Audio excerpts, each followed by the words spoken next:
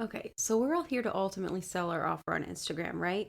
So to do that, you need to have the know, like, and trust factors. Grow your audience, build that connection, show that you know what you're talking about. But after you've done that, how do you actually sell? What content can you share to promote your offer that will convert your followers into clients? Let's talk about how to craft a sales post that actually gets you sales. Welcome to the Mompreneur Mastery podcast, where we share actionable Instagram strategies that fit into a busy mom's schedule so that you can get more engagement, more leads, and more sales in less time so you can spend more quality time with your family. I'm Sydney O'Brien, an Instagram strategist who started my business with 3 kids under 5 and found a way to do it without sacrificing quality time with my family and only working 2 to 3 hours a day. I love helping other mom business owners find that seemingly impossible mom work-life balance instead of spending too much time creating content that isn't getting them the results they want. If you're an overwhelmed but very ambitious business owner and you want to strategize the heck out of your Instagram account so that you can save time and make more sales, you're in the right place. So first things first, I want to make sure you are super aware and coming at this with realistic expectations. It is going to take a bunch of promotional posts and stories to actually make the sale. It is not a one and done thing.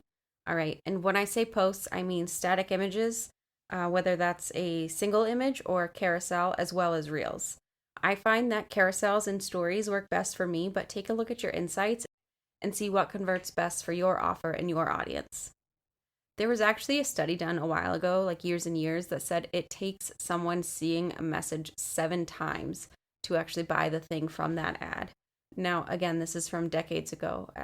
Actually, it's from the 1930s, so it's coming up on its 100th birthday here. And a ton has changed since then. Now that everyone spends so much time online, think about how much promotional content you see on a given day, both paid and organic. It's in your social media feeds, it's on random websites, it is everywhere. It is so much.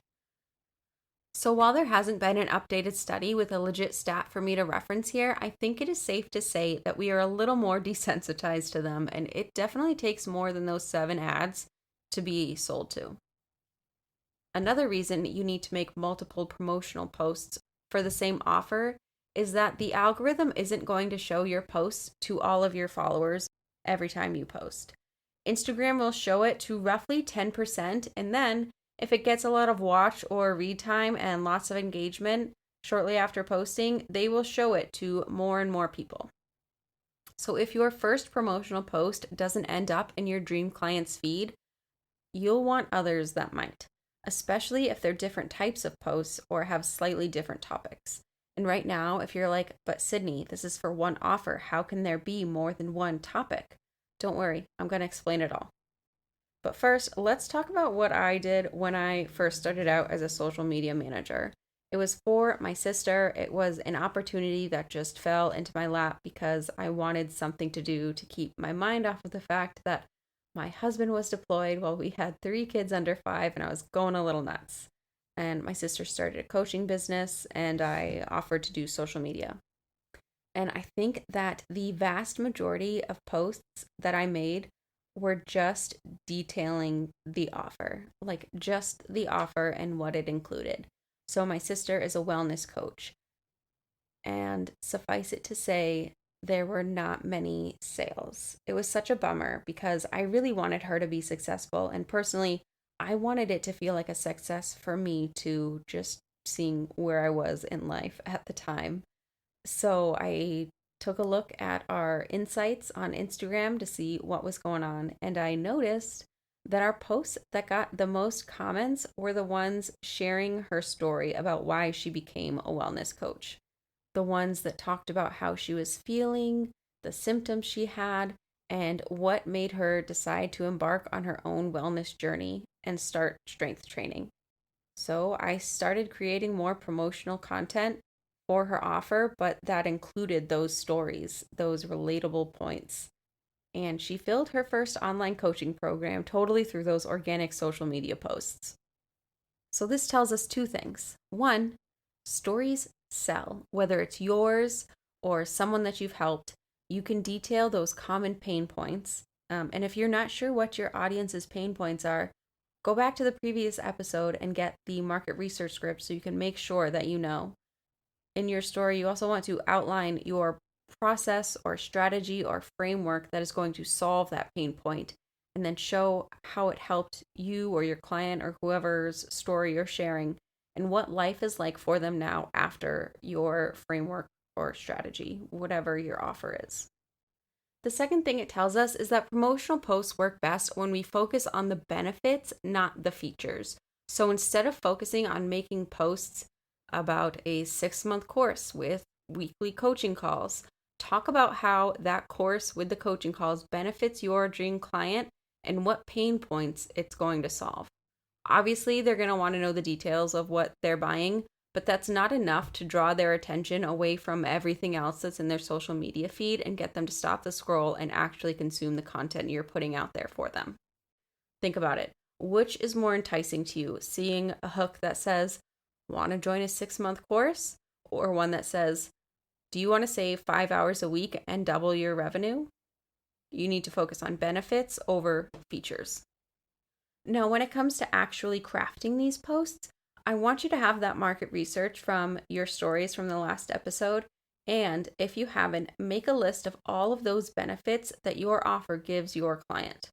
As an example, if I were doing this for my engagement audit offer, one benefit would be that it gets my clients more engagement so that they can get the account growth and connection they need to actually make sales on Instagram. Or if I was doing a post promoting full-on social media management, it would be saving time and outsourcing the service so that you can make sales while being able to focus on the other aspects of your business that you love. There's going to be multiple benefits for each offer, and you can make posts talking about each of them so that your dream client sees the value of your offer. Pick a benefit, highlight how transformative it would be for your dream client, how it will change their life or business or whatever it is that it helps, and give an outline of how your offer does that. And it's the same thing with the pain points, okay? So your dream client has multiple that your offer can help solve. So tell them that. Pick a pain point, make a post that shows you know what it's like to be in their shoes, and show them how your offer can solve that pain point. You can use these for any type of post too. So it could be a reel that's 3 ways to combat XYZ pain point. And oh, hey, my offer gives you these 3 things. Or it could be a carousel that tells a client story, highlights their struggles, how your offer helped them with it, and what awesome, relatable, desired outcome they're experiencing now as a result of buying your offer.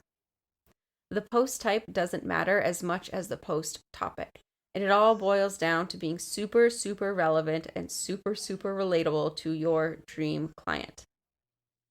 Now, when it comes to the caption, not everyone reads the whole caption, so I would not share any substantial new information there. I would recap the main points of the post and then have a super simple and super specific call to action. Asking for comments is great because the more comments you get on your post, the more people the algorithm will show that post to. Make sure that if you're asking for comments, it's a super specific type of comment that is relevant to the post topic. You can even ask them to comment a specific word if they want more information about your offer. Another great call to action is asking for DMs. Asking for DMs is a great way to start conversations so that you can learn more about the person and see if they're a good fit for your offer. DMs are a great place to sell because it is such a personalized conversation. You can talk about their specific pain points and say what exact benefits and features of your offer is going to help them and how. Now, in your caption, you're going to want to vary the type of action you're asking them to do in each post, but you always want to keep it relevant to that specific post topic. And always check your insights periodically to see which topics are hitting home the most, which type of posts are performing better. You can get great data to make sure that the time you're spending on your content is actually getting you results. So, to recap, sales content needs to focus on your audience, not your offer. You want to share stories, Focus on the benefits, the transformations, instead of the features. Keep the CTAs super simple and relevant to the post topic, and keep posting. It's going to take a lot more than one post to make the sales. And be sure to check your insights, because the more data you have, the more you can use it to inform your content strategy so that you get the follows, the comments, and ultimately the sales that you want from your Instagram content. And if that's something you need help with, reading and analyzing insights, check the episode description for a super special half-off link for my Instagram audit guide. It's an instant downloadable guide I made so busy but determined mompreneurs can learn how to get those data-driven results.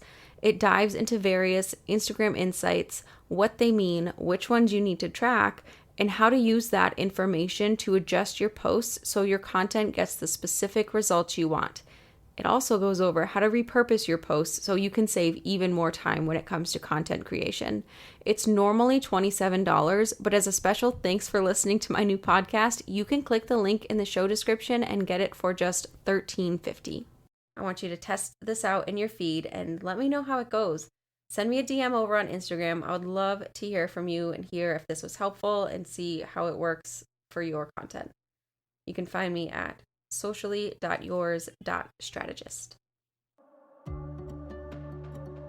Thank you so much for listening. If this content was helpful for you, if you found it valuable, I would love it if you could leave a review on Apple Podcasts so that other mom business owners can find this episode and get the same tips and strategies to support their business and their families.